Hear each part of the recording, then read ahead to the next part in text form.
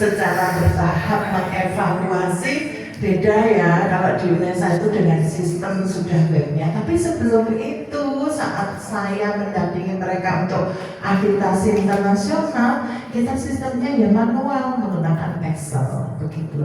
Nah kita mulai dulu, belum keluar ya. Iya,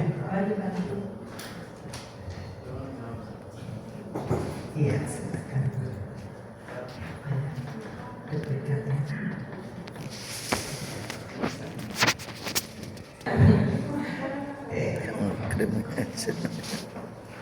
Ini Bapak Ibu, nanti saya selalu kalau melantik tidak mau tanpa output ya. Jadi kenapa kok harus sudah berkelompok? Jadi begitu saya nanti kita belajar tentang bagaimana membuat kurikulum, bukan profil lulusan, semuanya bikin profil lulusan, gitu ya. Nah, tolong yang pegang apa itu file ya, itu adik-adik yang muda-muda, yang sepuh-sepuh menambahkan saja ilmunya, gitu ya. Jangan itu, saya juga senior, saya cuma beda sedikit, tapi Ustaz lebih senior dari saya. Oke, jadi kurikulum ini saya ambil dari KPT, silahkan Bapak Ibu ngambil juga nanti di KPT 2023 kurikulum perguruan tinggi. Jadi ambil, di situ ada pedomannya yang dikeluarkan oleh kementerian gitu ya. Jadi mengapa kurikulum itu kita harus berpendekatan OB? Karena ada continue improvement, artinya ada perbaikan yang secara terus-menerus. Jadi kalau dulu kita mengenal indikator pembelajaran dan tujuan pembelajaran, sekarang kita mengenal learning outcome atau capaian pembelajaran lulusan, CPL. Nah, CPL ini nanti akan menunjang profil lulusan. Jadi setiap prodi harus memiliki profil lulusan. Bapak Ibu katanya Bu Ivo tadi mulai dari nol Bu Wido, ya sudah, tidak apa-apa. Profil lulusannya harus memiliki spesifikasi tersendiri. Kalau keislaman kan sama di di Yukunin tulisnya ada, Komarudin juga keislaman. Jadi harus cari penciri lain yang ke arah titik, ke arah wawasan global lah, gitu ya. Keislamannya boleh, tetapi harus ditambahkan penciri apa yang ada di masing-masing program studi. Contohnya ya, kalau PDM ini berarti pendidikan guru madrasah ibtidaiyah. Contohnya karena dia madrasah di sekitar Gresik ini memiliki ciri khas dari karakter anak yang terengginas tuh ya, yang cekatan begitu, boleh ya. Jadi mengembangkan karakter tertentu begitu, boleh. Lalu kalau yang pendidikan HAS hukum, nah bagus sekali kalau hukum syariah itu ya sudah istimewanya syariah. Misalnya mau keunggulannya khusus untuk bunga, betul ya, bagi hasil bunga. Orang itu masih sering nggak percaya loh ya kalau sama saja bunga sama bagi hasil, tapi tidak ya. Saya pernah berpaham juga dengan orang yang konvensional begitu. Saya nggak mau utang di bank konvensional, nggak mau ya. Oke, lalu ini apa? Misalnya PKI, pendidikan konseling. Mungkin karena di konseling itu ada perlunya pendekatan pada siswa, maka mengutamakan pendekatan yang humanistik, misalnya begitu. Apa saja yang bisa dinaikkan ya, sehingga harus ada spesifikasi keunggulan yang nanti capai di profil lulusan. Nah ini OB ya. OB itu kurikulumnya berdasarkan LO, CPL dikembangkan, lalu bagaimana OBLT ya, atau learning dari outcome itu dicapai, lalu bagaimana dievaluasi. Jadi nanti seperti sekolah itu Bapak Ibu, zaman dulu itu ada tujuan pembelajaran, terus ada kisi-kisinya, tercapai, tidak tercapai, masih ingat ya? Nah, indikatornya, nanti itu seperti itu, tapi lebih ke arah berapa persentase CPL A berhasil, berapa persentase B berhasil, lalu dikaitkan sama tujuan program studi yang kami sebut sebagai PEO ya, atau tujuan program studi gitu aja, karena kami biasa dengan internasional. Terus dan tujuan program studi terkait apa? Profil lulusan. Artinya nanti diferensiasi visi akan terlihat. Jadi ini lari ke penjaminan mutu. Jadi kalau nanti di BAN PT instrumen 4.0 menunjukkan bahwa kita harus melihat ini untuk akreditasi APT ya, perguruan tinggi, kita harus melihat seberapa jauh visi keilmuan kita tercapai. Itu berasal dari kurikulum, keberhasilan kurikulum. Jadi sama seperti itulah meritnya ya. Jadi OBC itu outcome based kurikulum yang kita akan mengembangkan kurikulum yang didasarkan pada profil yang saya katakan tadi dan CPL. Profil itu gimana? Ada dua madang. Yang satu berdasarkan kompetensi, yang satu berdasarkan kerjanya. Jadi kalau guru BK berarti profil lulusannya menjadi sarjana bimbingan yang titik-titik-titik. Nah itu untuk yang berdasarkan kerjanya. Tapi kalau madam yang satunya berdasar kompetensi, kalau BK itu berarti humanistik, komunikasi, discussion maker, apa itu mengambil keputusan, itu boleh. Jadi ada dua rencananya. Kalau ilmu hukum pasti menjadi sarjana hukum yang seperti apa? Amanah, ya, kemudian bertanggung jawab dan seterusnya, begitu boleh ya ditentukan. Nah, profil lulusan itu harus lihat asosiasinya. BK punya asosiasi kan di Indonesia. Nah, harus melihat dasar dari asosiasinya. Kalau kedokteran pasti biologi, matematika punya asosiasi Prof Y. Nah, alat matematika sekarang kan seperti realistik, matematika apalagi. Nah itu yang akan dicirikan di dalam profil lulusan. Saya yakin kalau punya profesi pasti punya asosiasi. Fakultas Hukum punya profesi ya, profesi notaris, pengacara, berarti pasti dia punya asosiasi. Nah itu harus dipikirkan. Dari profil lulusan ini tadi baru dikembangkan CPL-nya. Nah sayangnya KKN itu mengambil CPL itu banyak sekali. Jadi CPL agama dan CPL sikap itu bisa ada 20, ada 15. Nah nanti kalau waktunya dinilai setelahnya menjadi kisi-kisi, apa nggak telu loh. Apalagi kalau kisi-kisinya bunyinya oke, kalau Bapak di tingkat sekolah menengah masih nggak apa-apa. Keimanan, ketakwaan masih dilihat dari portofolio. Tapi kalau tidak pondok pesantren nggak akan bisa, begitu ya. Artinya kan harus ada rubrik di situ. Bagaimana meningkatkan ketakwaan, berapa kali sholat dan seterusnya. Kalau kami di perguruan tinggi tidak bisa melihat seperti itu. Maka CPL yang kiranya di KKNI tidak bisa diterapkan itu kita ringkas. Nah, nanti bagaimana cara ringkasnya ya? Oke, sekarang learning and teaching itu metode pembelajaran dan bentuk pengajarannya harus sesuai dengan CPL-nya.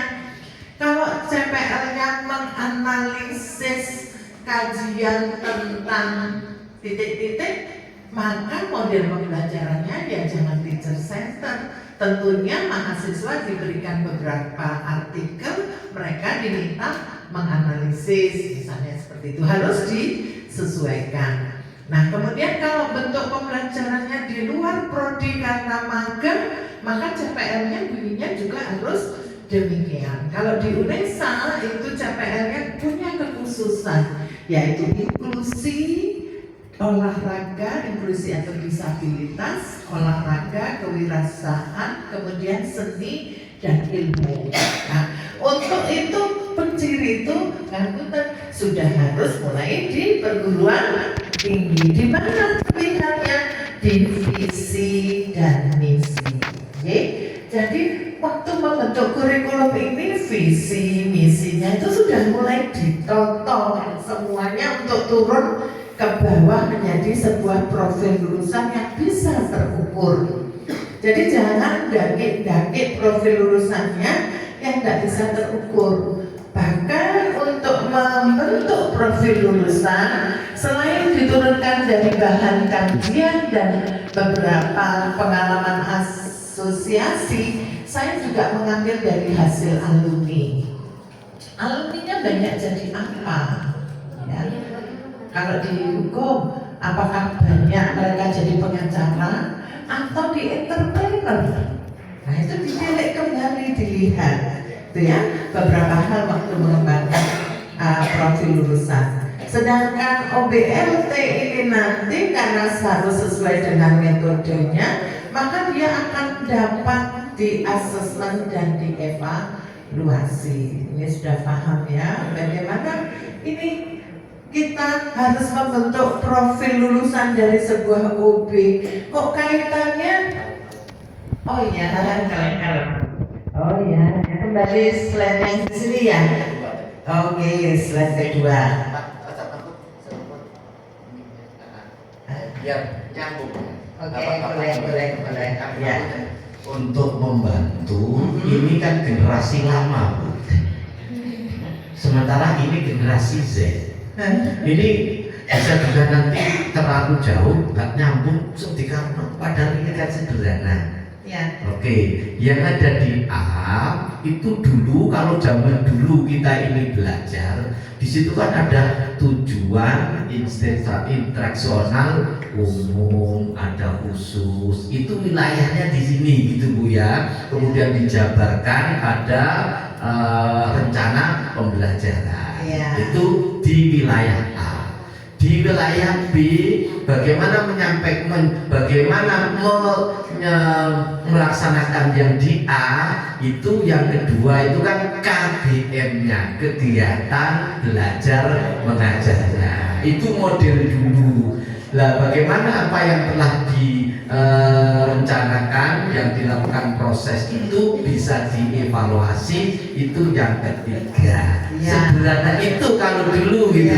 Cuman karena istilah ini opo sih? Gitu loh. Betul. Diharapkan apa ketika di A, ini saya juga sambil belajar kok. Gitu loh Pak Pres. Jadi yang dulu kan kita nggak kenal visi misi. Visi misi itu kita ngadopsi dari ilmu ekonomi, ilmu manajemen dulu. Ya, itu kan bomnya di tahun 2000 ya. Nah, sekitar tahun 2000. Kalau di Amerika jauh lebih dulu. Nah, itu sekarang kita tarik di sana yang istilahnya capaian profil dan capaian pembelajaran lulusan itu sendiri. Jadi, tentu beda, PKMI beda, itu beda. Kemudian dirancanglah rencana pembelajaran LPS itu sendiri, ya kan? Gimana prosesnya, itu berarti OBLT, kemudian yang terakhir evaluasinya. Setelah ini beliau biar berlanjut biar mudah, supaya yang lama-lama ini saya Pak Pris ini kan orang lama Pak Pris. Nah, kita Pak Pris ini 84 sudah kuliah di UNER ya. Dulu tidak gini. Terima kasih Bu, semoga dilanjutkan. Terima kasih Pak Ustadz untuk lebih memperjelas gitu ya. Jadi saya mau tanya visi misi dari institut terlebih dahulu, kemudian visi keilmuan dari masing-masing prodi harus sudah ada, dan itu harus selaras dengan visi misi institut. Ada fakultas ya? Enggak ya, langsung. Oh ada fakultas dulu berarti. Nah kalau begitu nanti harus mulai dari memastikan visi misi dulu ya. Oke, nggak apa-apa. Oke, sudah pasti ya. Nah, sekarang OB ini ada di tengah-tengah. OB ini ada di tengah-tengah, yaitu ada penjaminan mutu di sini, lalu ada CPL yang dikatakan tadi daerah A, ya daerah A, dia akan membentuk profil lulusan dan nanti lulusannya itu dari sebuah prodi akan membentuk atau meningkatkan prodi sejenis akan menjadi sebuah luaran perguruan tinggi.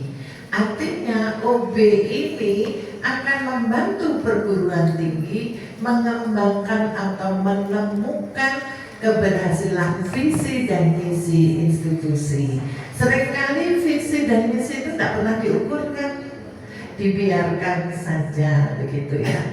Sama pada saat korprodi S3 PGSD dengan Bu Ivo datang ke saya mau agitasi Lamdik pada saat itu. CPL-nya sudah dihitung, sudah dianalisis, tetapi belum bisa mengukur keberhasilan profil lulusan. Gini Prof, kebetulan korprodinya Prof Yanti, begini harus begini. Nah nanti dari hasil itu kita melihat apakah profil lulusannya dan visi keilmuan dari prodi tersebut sudah berhasil. Itulah yang disampaikan pada outcome. Nah, outcome itu adalah hasil yang berdampak. Nah, sekarang menteri sekarang kan bengok-bengok loh, Prof. Apa? Dampak, magang berdampak, dampak, semuanya dampak. Nah, itulah yang ditekankan. Jadi kalau akreditasi kita nanti tidak berbasis OB, maka tidak akan baik sekali tentunya, karena ini adalah syarat utama. Alhamdulillah yang sudah akreditasi dengan instrumen lama, yang dengan instrumen baru syaratnya harus dengan OB, begitu. Itulah pentingnya pelatihan ini. Jadi kenapa kita harus mengatakan OB itu berdasarkan dari mulai fakultas, mulai dari universitas, kemudian teaching learning-nya, fasilitasnya, supportnya ya, karena kaitannya dengan capaian tujuan program studi dan profil lulusannya untuk menjadi lulus begitu. Oke. Oh iya, di saya saja. Terima kasih Pak, ini jadul, tidak pernah bawa. Jadi ini kenapa PEO? Oh karena TV, karena TV. Oh, iya, iya. bisa tembus. Kalau ini masih tidak bisa juga ya. Kalau TV tidak mau dia. Kalau layar yang ini masih mau. Jadi yang di atas itu program education objektif itu adalah tujuan program studi. Jadi CPL itu ada PLO ya, program learning outcome. Oh, maaf ini istilahnya istilah asing begitu ya. Iya, saya nggak mengganti begitu karena tujuan program studi itu harus dibuat dari visi keilmuannya. Misalnya visi keilmuannya tadi dari Fakultas Hukum menjadi apa? PE. Tujuannya menghasilkan sarjana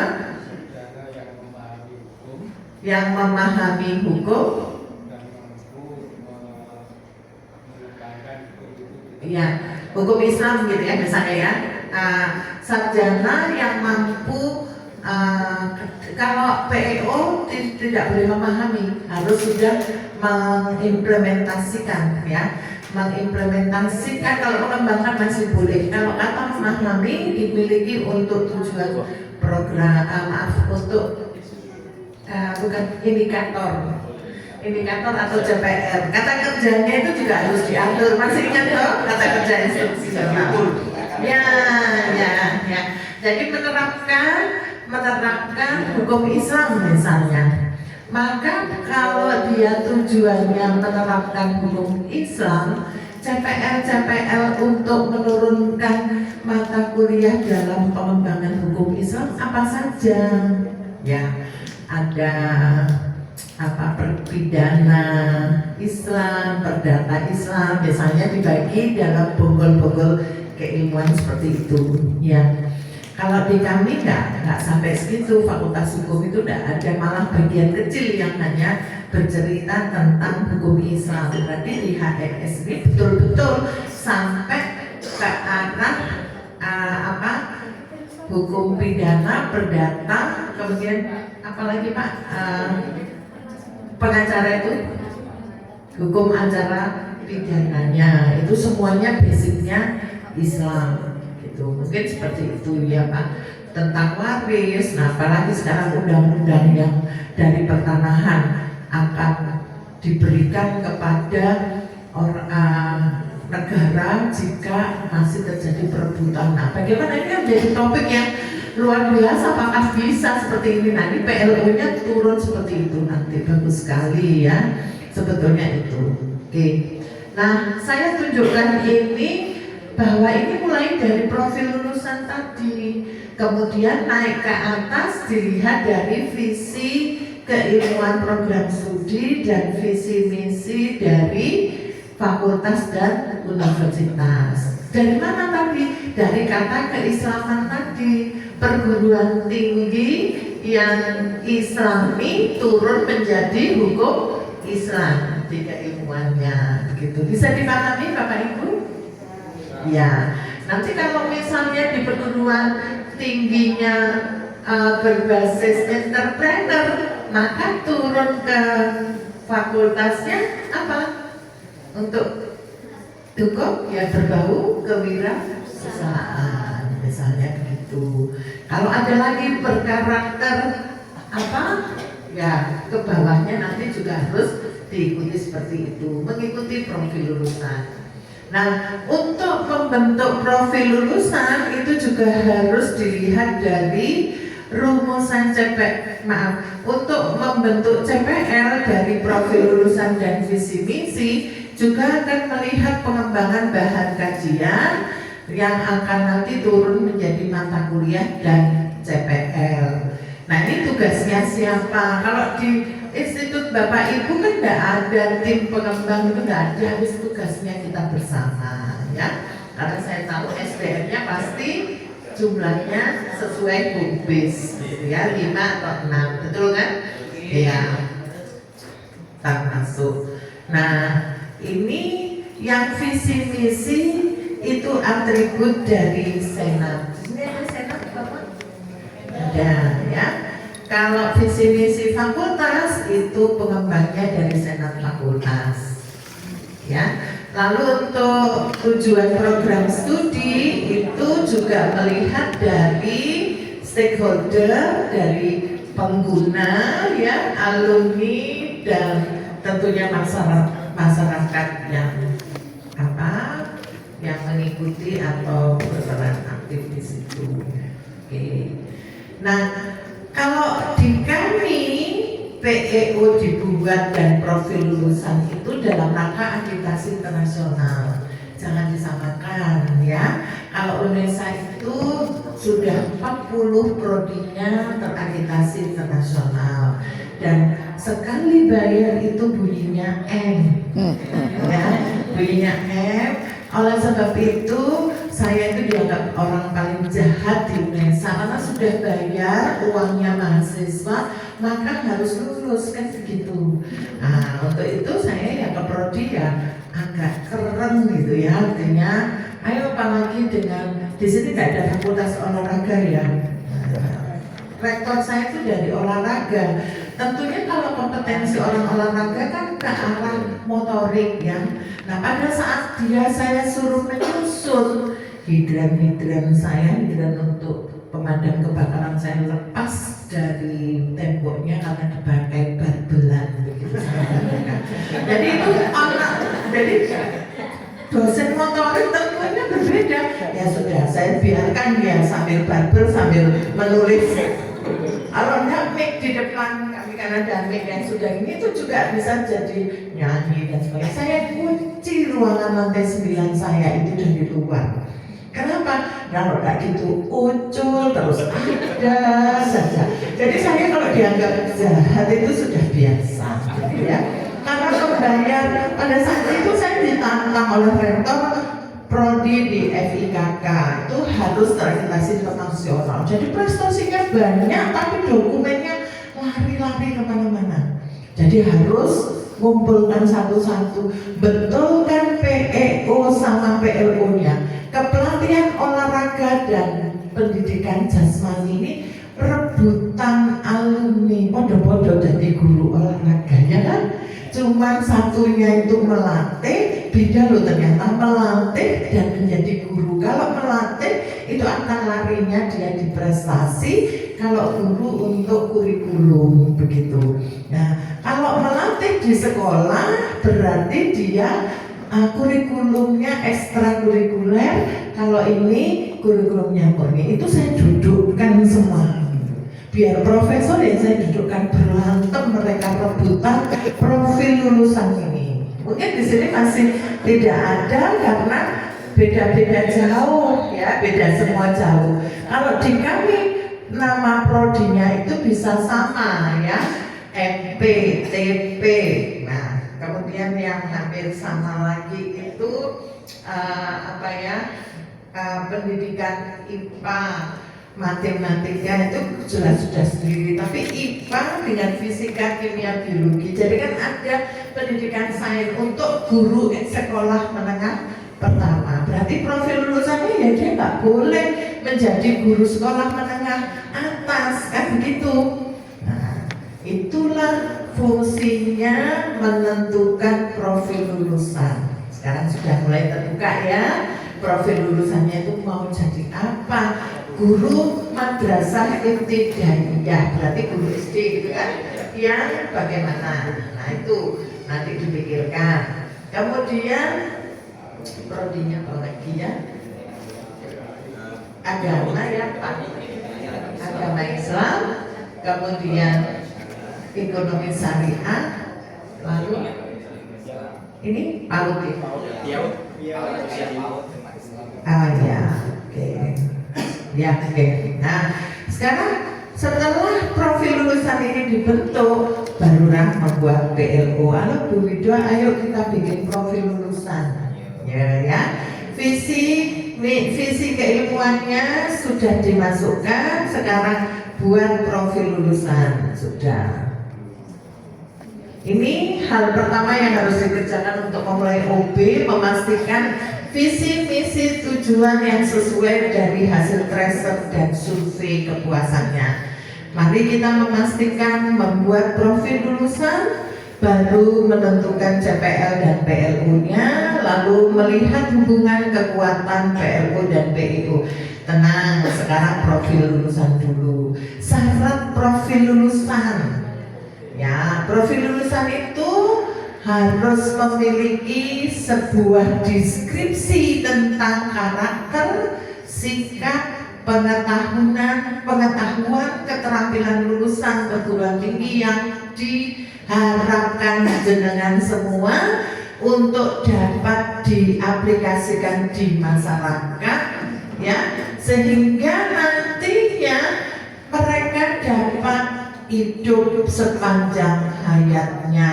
Artinya yang mau studi lanjut juga tidak salah, yang mau menjadi putus mengembangkan wirausaha juga tidak salah, yang mau bekerja sesuai bidangnya malah benar gitu ya. Jadi profil lulusan ini akan memberikan fondasi untuk atribut tingkat kualifikasi lulusan. Ada 4 profil lulusannya. Ini kesekolahan. Sekolahan itu menguasai konsep ilmu di bidangnya, kemudian mengembangkan sikap atau karakter, kemudian mengembangkan kewarganegaraan, ya, kemudian mengembangkan kepemimpinan, boleh, ya. Jadi bagaimana dia mengembangkan ini semua di dalam profil lulusannya. Mestinya PPT-nya tadi saya share dulu ya. Ya, nanti sebentar. Nah, dari profil lulusan ini akan berkembang membentuk tujuan program studi. Monggo silakan menunjukkan profil lulusannya. Saya lihat file yang sudah diberikan. Iya, kemarin dikasih sama kok WA-nya ya. Oke. Nah, ini kurikulumnya siapa ini? Oh, depan saya. Ini nanti tidak perlu ditulis di depan dokumen kurikulum langsung OB ya. Nggak perlu mengacu SNJT karena SNJT-nya mau dihapus.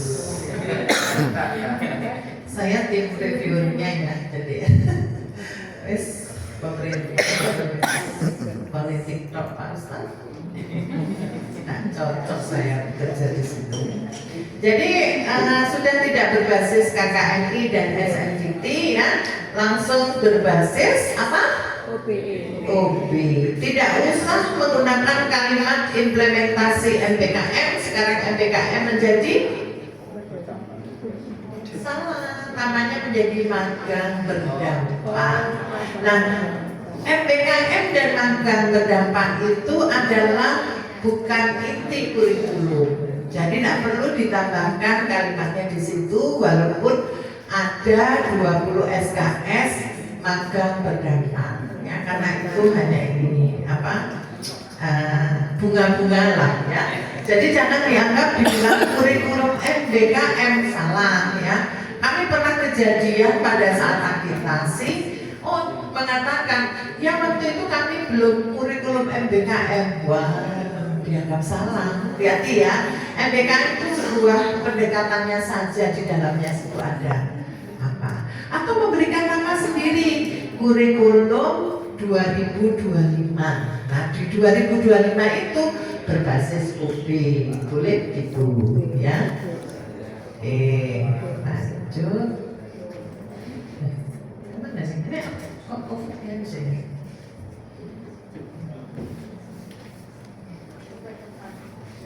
Salah.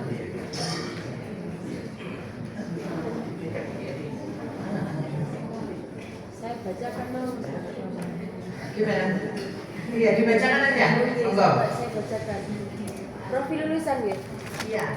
Profil utama lulusan program studi pendidikan guru MI adalah sebagai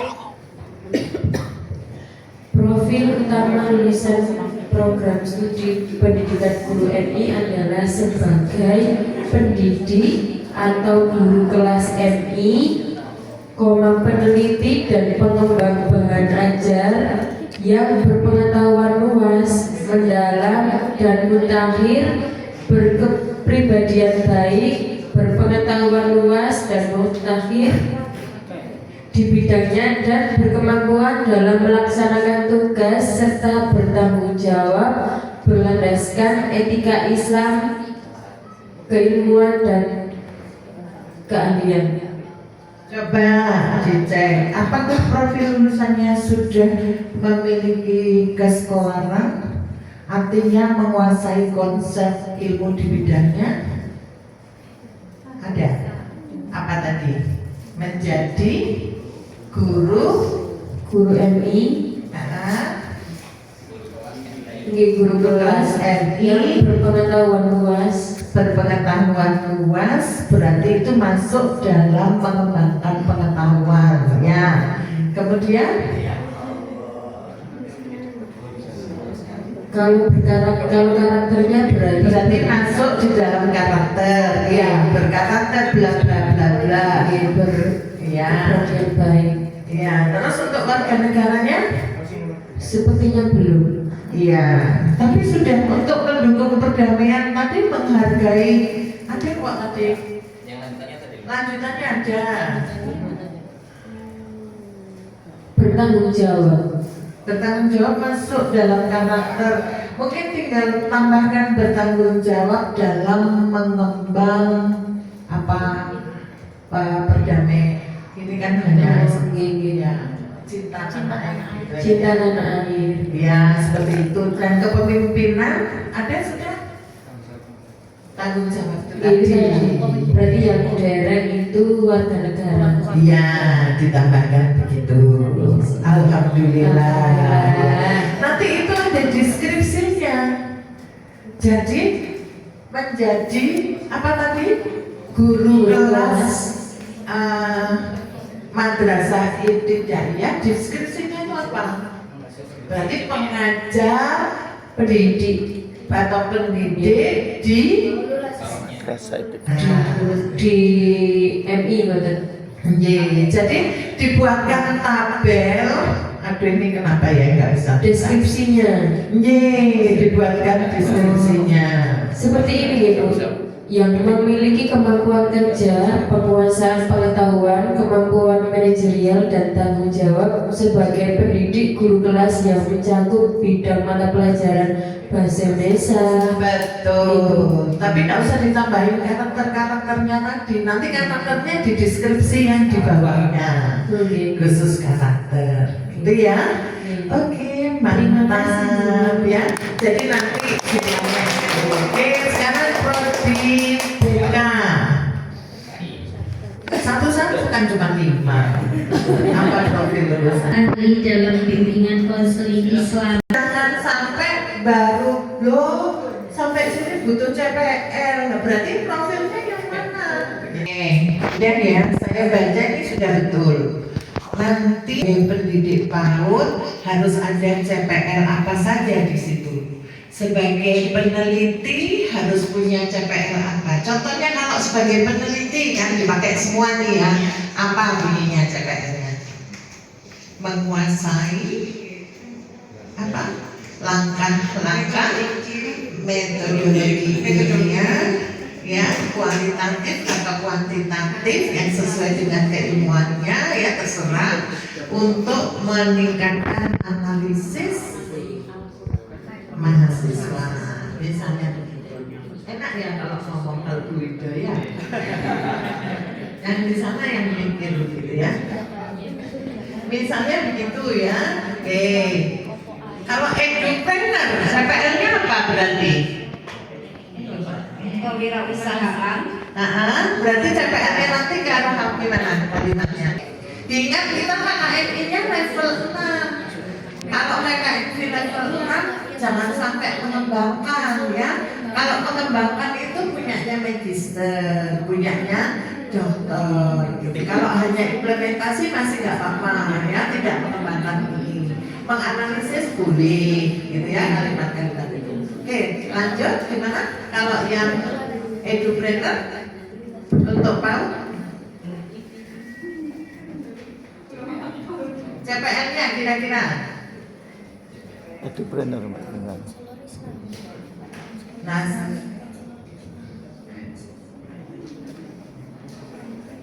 oke coba dari ini kayak asosiasinya yang saya rujuk dari asosiasi PAUD. Oh ya, nanti tidak usah diambil semua. Nah sekarang Ibu tadi dari CPL sikap tadi, apakah ini semua masuk? Gimana mau menilainya kalau ini masuk? Berarti caranya meringkas bagaimana? Tadi kan profil lulusannya tadi saya lihat untuk sikapnya lebih ke arah keterampilan yang apa?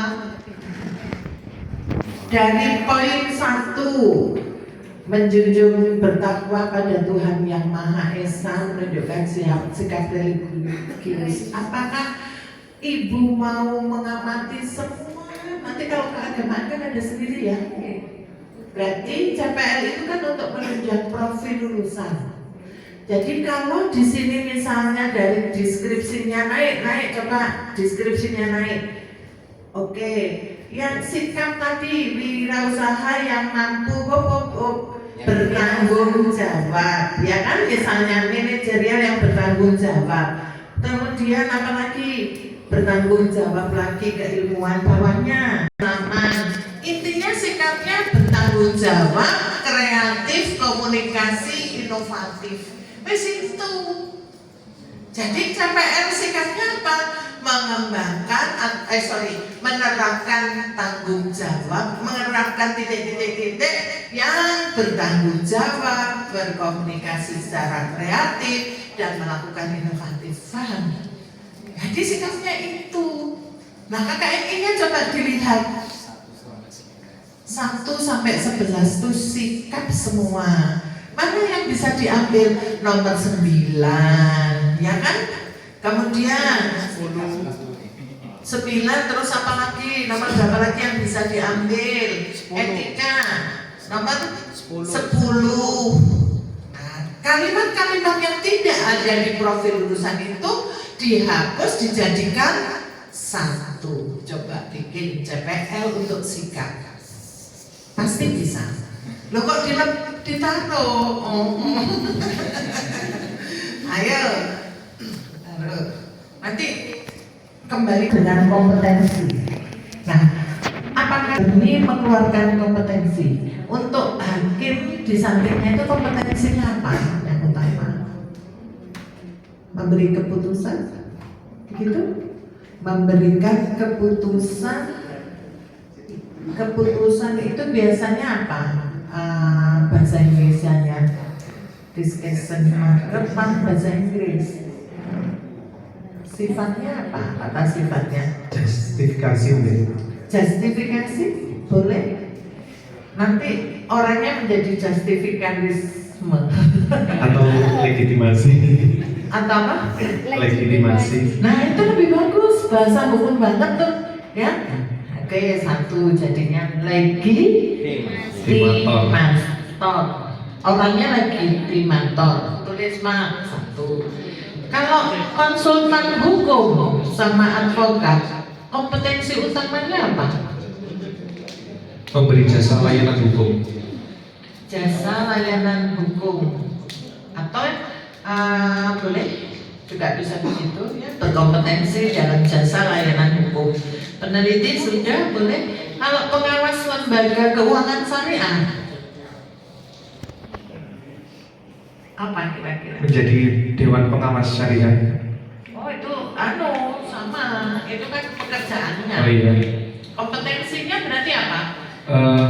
Mengawasi lembaga keuangan syariah, memberikan bimbingan. Apa ya? Ini Bu, untuk profil lulusan berkenaan dengan psikologi Islam. Yang pertama yakni asisten peneliti psikologi. Kedua berkenaan dengan konselor perencanaan dan fasilitator pengembangan komunitas. Adapun yang ketiga berkenaan dengan fasilitator, motivator, program pelatihan dan praktisi pengembangan SDM. Itu untuk profil Ibu. Jadi psikolognya ke arah SDM-nya. Artinya kalau ke arah SDM itu ya sebagai HRD ya, mau ke arah HRD gitu, mengobati, intinya kan gitu loh. Ya kalau BK kan nggak bisa mengobati gitu, kalau ibu bisa mengobati, maka asisten peneliti psikologi, konselor perancang, fasilitator pengembangan komunitas tidak ada di dalam seperti yang diutarakan ibu. Berarti ibu harus pertama kali ingin menjadikan sarjana psikolog yang seperti apa? Kita kan berharapnya Beda. Kalau asisten psikolog boleh. Nah, untuk menjadi asisten psikolog itu kompetensinya apa? menguasai itu. Jadi kalau di kita di asisten psikologi itu hanya sebatas membantu dalam kegiatan tes psikologi. No, kalau tes psikologi saja kan enggak. Kalau asisten psikologi itu kan lebih ke arah memecahkan masalah. Ya. Jadi salah satu berkenaan dengan tugasnya adalah membantu psikolog. Nanti kegiatan di tes, kegiatan konselingnya itu juga hanya membantu. Kalau psikolognya sendiri kan menjustifikasi anak ini ADHD. Nah, ibu bagaimana yang asisten psikolog? Teman-teman dari asisten psikolog. Ibu, jadi untuk kompetensi asisten psikolog itu yang pertama terkait administrasi asesmen psikologi seperti itu. asesmen psikologi. Ya. Jadi melakukan identifikasi dulu itu Betul, tentang Ibu. perkembangan dari seseorang, anak ya. Jadi asisten itu lebih kepada ke administrasinya, seperti menyiapkan alat tes, kemudian membantu anamnesis. Kalau gitu tulisannya begini, asisten psikolog tadi kompetensinya atau disebut sebagai asesmen apa tadi? Administrator asesmen psikologi. Nah itu kompetensinya aja yang ditulis di situ.